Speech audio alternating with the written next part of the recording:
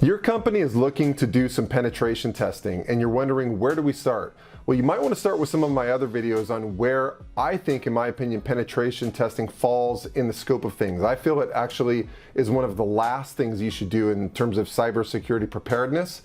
But watch that other video, see what you think. You also might want to watch my other videos on things like white box and black box and gray box penetration testing. That might be useful as well in terms of places to start.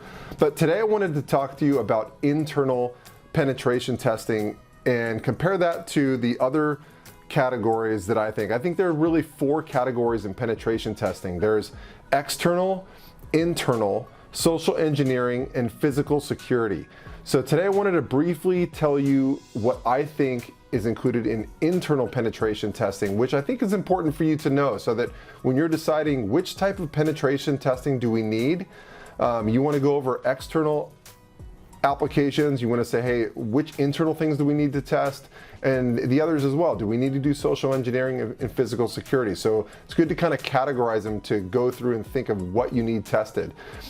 So before I get started, really quick though, if you want to know which penetration testing companies your organization should be quoting, don't research it on your own, just contact me. That's my job. I'm a broker for all this stuff.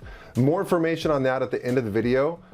But in the meantime, back to the topic. What is internal penetration testing?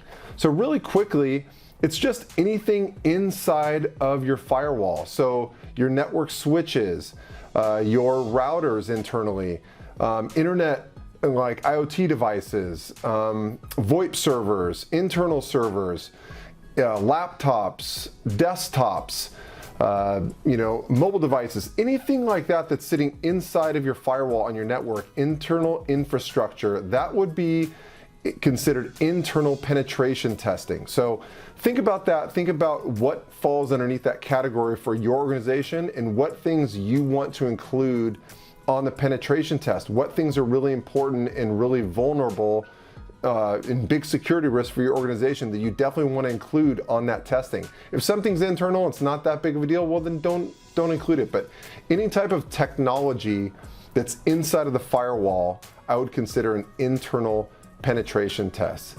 So I hope that is helpful.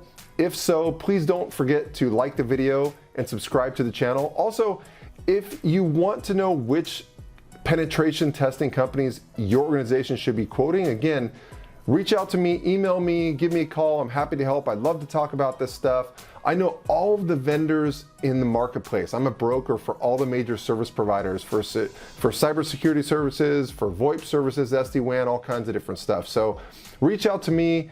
I'd love to ask you a few questions about your organization, and based on that information, I will tell you the small handful of vendors your company should be quoting and why, and also introduce you to the right people. And it's absolutely free to you. It doesn't cost you anything to get my opinion on that stuff. So no excuse not to reach out. I'm happy to help, and I will catch you on the next video.